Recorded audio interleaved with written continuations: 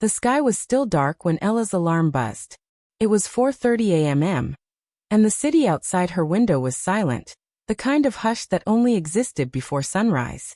She stretched, rubbed the sleep from her eyes, and slipped out from under the blankets.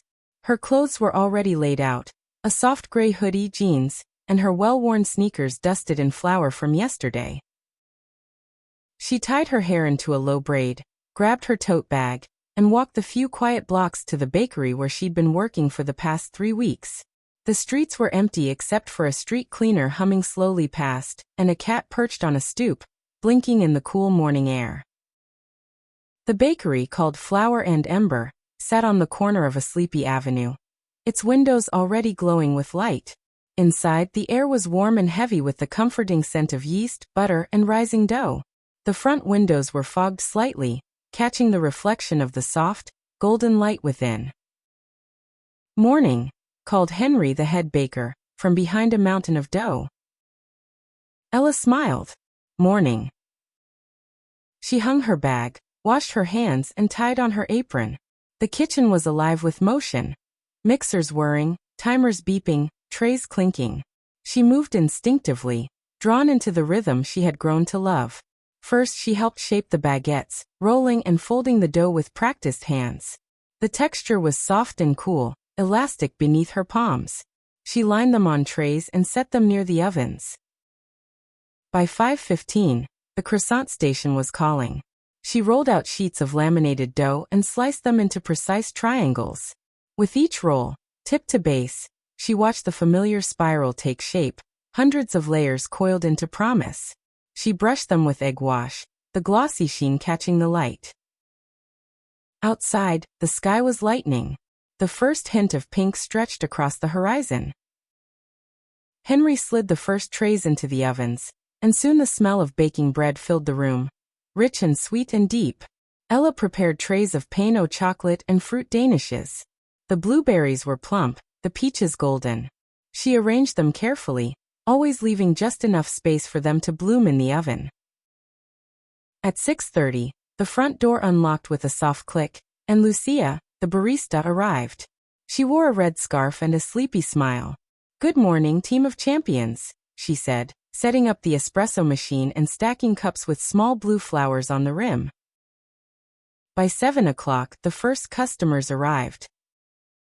The door jingled open, and in came Mr. Bellamy, a retired professor who always ordered the same thing, black coffee and a seeded rye. Ella waved to him from the kitchen as Lucia took his order. Then came a rush, commuters with scarves and briefcases, parents with strollers, students clutching sketchbooks. The smell of coffee and cinnamon mingled with morning chatter. Ella emerged from the kitchen briefly to restock the front case. Croissants lined up like golden crescents, braided loaves sprinkled with sesame, cardamom buns dusted with sugar. By 9 a.m., the pace had slowed. Sunlight streamed through the windows now, casting golden rectangles across the floor.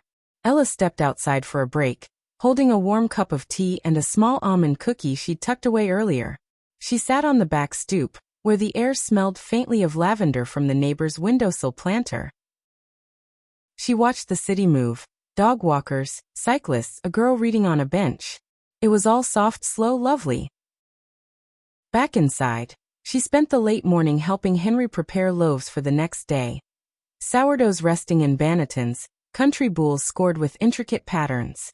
They worked mostly in silence, the kind of silence that comes from comfort, not absence.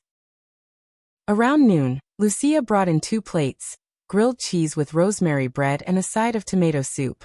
They all sat at the tiny staff table, passing hot sauce, trading stories, and laughing over Lucia's dramatic reenactment of a customer who ordered 1 oat milk extra foam, double shot mystery. In the afternoon, Ella prepared a batch of lemon poppy seed muffins, zesting the lemons with careful hands. She piped cream into eclairs, arranged cookies on trays, and helped wrap loaves in brown paper and twine. The sunlight began to shift by 3 o'clock, casting longer shadows across the tiled floor. A group of schoolchildren came in with a teacher, each allowed to choose a small treat. Ella smiled as they debated the merits of jam versus chocolate, finally settling on raspberry tarts and shortbread cookies shaped like stars. By 5 o'clock, the shelves were half empty, and the kitchen quieter. Ella helped clean, scrubbing countertops, sweeping flour from the corners, putting away tools with the care of someone who loved their purpose. As the last customers left, Henry handed her a loaf of walnut bread wrapped in parchment. "For your dinner," he said. "You've earned it." She thanked him and changed out of her apron, stepping back into the cool evening. The city was buzzing now, lights twinkling, voices rising, footsteps hurrying past. Back home, she made a simple dinner. Slices of the walnut bread toasted, paired with goat cheese and a drizzle of honey. She ate by the window, the loaf still warm in her hands. Later, she opened her notebook and wrote. Today was made of small things: flour-dusted hands, the scent of cardamom, a child's delight over jam, the perfect sound of a loaf cooling on a rack. It was a quiet masterpiece. She set down her pen and let the warmth of the day settle into her like rising dough, slow, sure, and full of life.